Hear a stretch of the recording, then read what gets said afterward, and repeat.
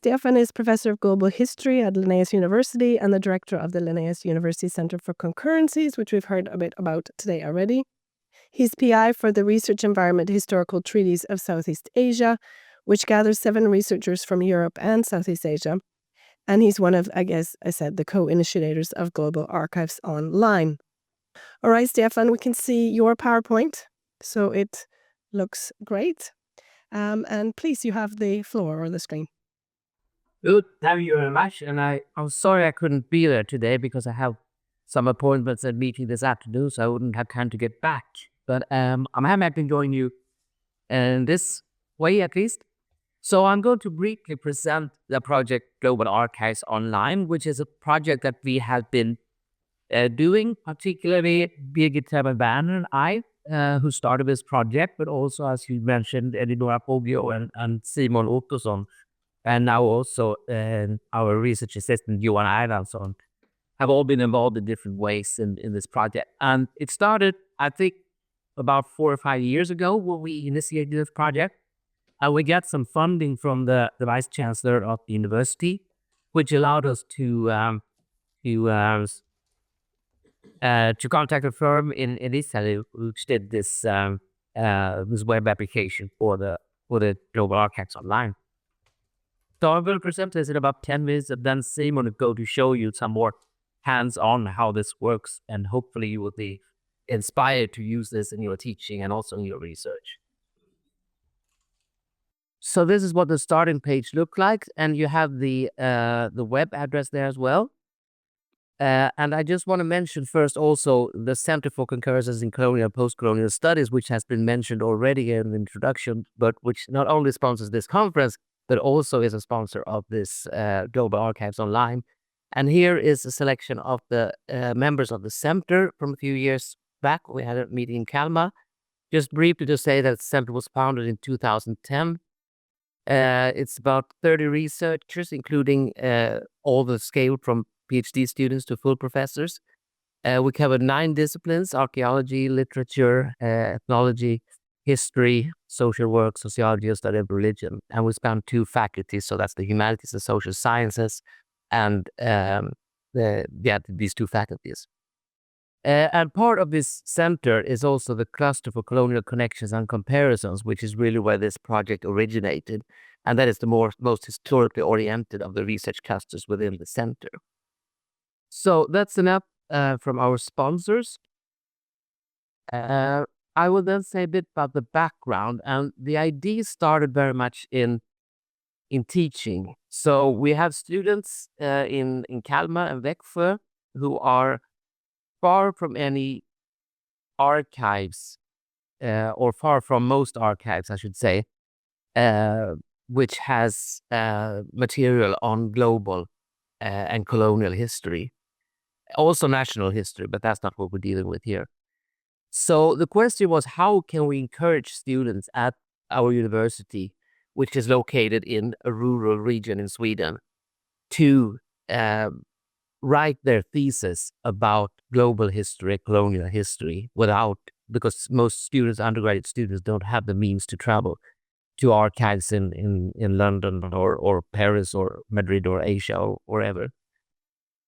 So, and the idea then was to sort of make this kind of directory of source material, open access sources to colonial and global history.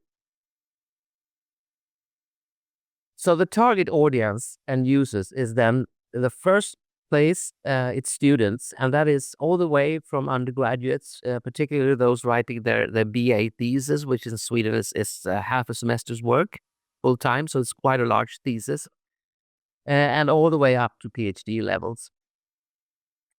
We also target researchers, and I find myself, now that the Global Archives Online has grown quite a bit to include many resources, that it's actually quite useful also for us as researchers when we want to find a specific type of material for a specific region, etc.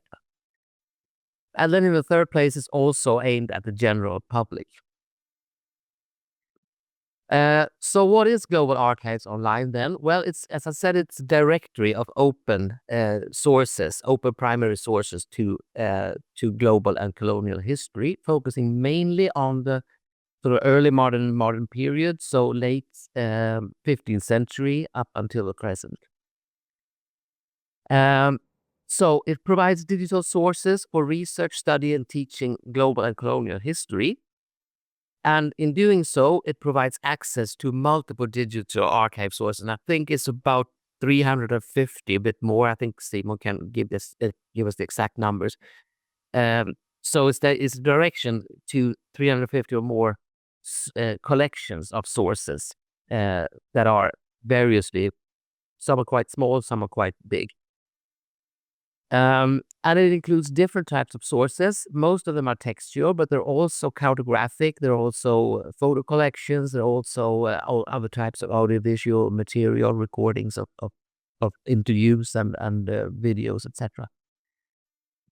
And this provides unrestricted access to digital sources. So what we don't include are collections that are behind paywalls, unless they put up a substantial amount of the material without paywalls. Then we can include that part of their resources. So, for example, you won't find most of the collections in the Adam Matthew collection of primary sources, for example, digital sources. And we also try to include not only English language sources and archives, but also in other countries and languages, although there is a bias towards European and particularly Anglo-Saxon sources. And we want to provide, through Global Archives Online, helps and hints in locating, using the archival sources. And this is also something that we are trying to build up as we go along.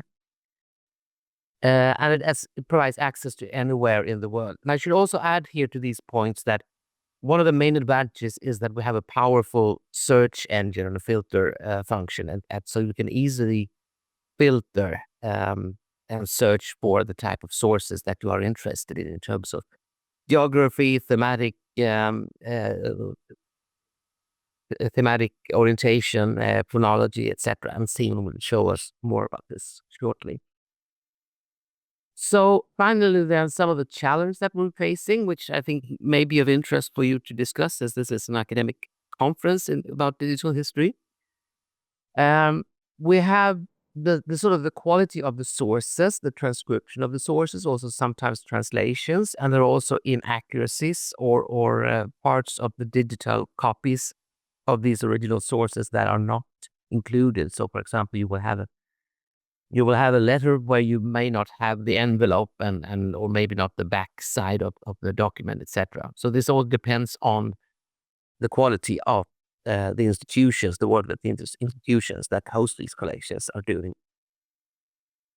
There are also, we noted this, there are also some geographic and resource-related imbalances and biases. And I think this is this is a problem generally in digital history, that you have some countries, some resource-strong countries have put a lot of effort into digitizing large parts of their material, whereas other institutions in other countries do not have these possibilities, or maybe not the political will to do so.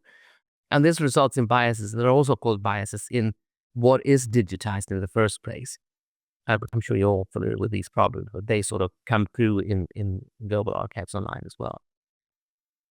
We also have a problem of some Eurocentrism in, for example, the search terms that we use. They are in English, and they are as such also linked to the English linguistic and cultural context, or the Anglo-Saxon context.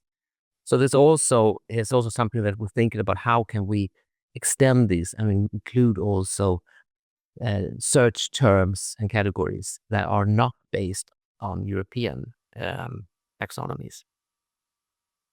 We also have the problem of paywalls and curated collections. So that means, as I said, that some of the material may be open, but then to get to the more interesting and substantial parts, you encounter these paywalls. Another problem that we identified this autumn in particular is that some of the web addresses are unstable, so that they will be, and we try to fix this problem because there's some instances of examples of links that are broken at the moment.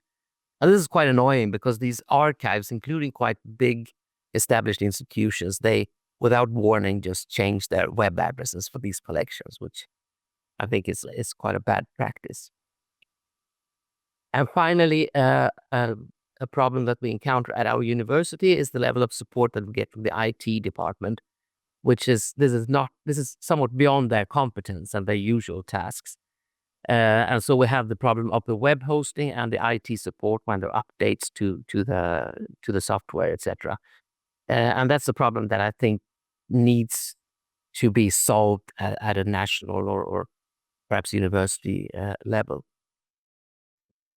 And finally, how to involve users. We're trying also to make this into a sort of user-based resource in the sense that you can provide tips on collections to include and also to provide information about these. And we also have plans to develop this with blog texts and also guides for research aimed at students, etc.